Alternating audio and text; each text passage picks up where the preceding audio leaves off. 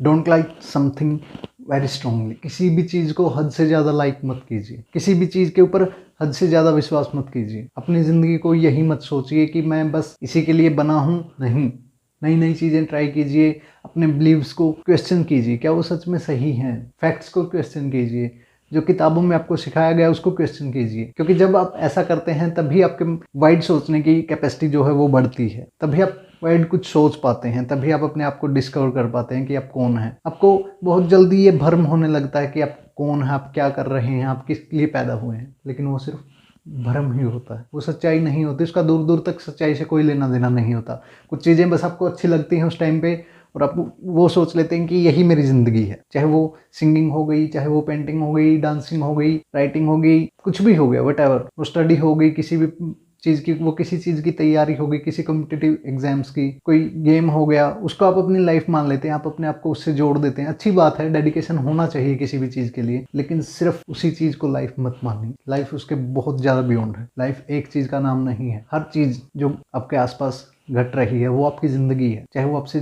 Connected है या नहीं है। मान लीजिए आपके घर के बाहर कोई पड़ोसी आके आपकी बाइक खड़ी करके जाता है, वो भी आपकी लाइफ का हिस्सा है। कोई पड़ोसी आके आपके घर के बाहर आपकी गाड़ी लगा के जाता है, अपनी गाड़ी लगा के जाता है, वो भी आपकी ज़िंदगी का ही हिस्सा ही है। अब उसमें उसको भला या बुरा कहने की ज़रूरत नहीं है। सोचिए, उसके पर्सपेक्टिव से सोचने की कोशिश कीजिए। आप सोचने लगते हैं कि नहीं यार वो तो बुरा इंसान है, उसने मेरा रास्ता रोक दिया, कम समझने की कोशिश कीजिए उसने ऐसा क्यों किया। उससे पूछने की कोशिश कीजिए कि आपने ऐसा क्यों किया। बिना बात के चिल्लाने मत लग जाइए। अपने आप को ही हर टाइम सही मत ठहराइए। अपने आप को क्वेश्चन करिए, मैं भी तो गलत हो सकता हूँ, क्यों नहीं हो सकता। मैं कौन सा खुदा हूँ, मैं कौन सा भगवान हूँ जो मैं गलत ही नहीं हो सकता। अपने आप को क्वेश्चन कीजिए, अपने बिलीव्स को क्वेश्चन कीजिए। ट्राई कीजिए लाइफ को हर एंगल से देखने की, हर चीज़ को डीपली समझने की कोशिश कीजिए, एज इट इज़, जैसे वो है। कोई उसमें पॉजिटिव नेगेटिव सब कुछ छोड़ दीजिए, क्योंकि पॉजिटिव नेगेटिव भी आपके अपने बनाए हुए हैं। आप किसी चीज़ को पॉजिटिव सोचते हैं, किसी चीज़ को नेगेटिव सोचते हैं, वो भी आपके अपने बनाए हुए हैं, वो भी आपके अपने मनगढ़ंत हैं।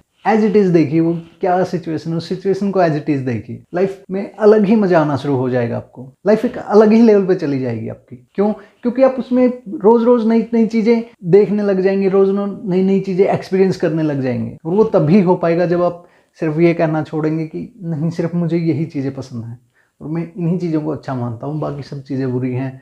दारू पीने वाले लोग बुरे होते हैं, नॉनवेज खाने वाले लोग बुरे होते हैं, पार्टी करने वाले लोग बुरे होते हैं, अमीर लोग बुरे होते हैं, गरीब बुरे होते हैं, ये बुरा वो बुरा, फलाना ढिमकाना, मेरे रिश्तेदार यार दोस्त सब बुरे हैं। नहीं होता। बुराइयाँ आप में हैं। आप अपने अंदर की बुराइयाँ निकालिए, अपने अंदर की बुराइयों को ख़त्म कीजिए। दुनिया बहुत अच्छी जगह है रहने के लिए, लेकिन इस अच्छी जगह में कुछ कीड़े मकोड़े होते हैं जो गंदा करने की कोशिश करते हैं।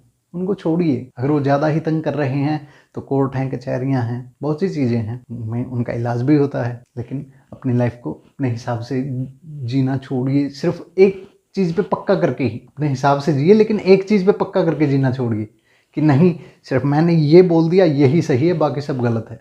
ऐसा कभी नहीं होता। हो सकता है एक टाइम पे आप भी गलत हों, और उसी चीज़ को समझने की ज़रूरत है। उसी पॉइंट ऑफ व्यू पे, उसी टाइम पे, उसी पॉइंट पे आपको चुप रहने की ज़रूरत है। उसी टाइम पे आपको ये सोचने की ज़रूरत है कि मैं कहाँ गलती कर रहा हूँ, मैं किस चीज़ को समझने में क्या गलती कर रहा हूँ। क्या सच में ये लोग बुरे हैं जो मेरे साथ बुरा बर्ताव कर रहे हैं, या फिर इनकी कंडीशनिंग ही ऐसी है, या फिर ये मजबूर हैं, या फिर ये अपने अंदर की लड़ाइयों से परेशान होकर सबके ऊपर ऐसे चिल्ला रहे हैं, शाउट कर रहे हैं। उनके साथ प्यार से पेश आने की कोशिश कीजिए। मैं ये नहीं बोल रहा कि आपके गाल पे कोई एक चपेट दे तो आप दूसरा गाल आगे कर दीजिए, नहीं, उसके खिलाफ एक्शंस लीजिए, लेकिन उनको थोड़ा प्यार से समझने की कोशिश कीजिए। पहले थप्पड़ तक की नौबत ही मत आने दीजिए। होपफुली आप इस बात को समझ पाए होंगे, होपफुली आप इस बात को अपनी लाइफ में अपनाएंगे, इस बात को अमल में लेके आएंगे।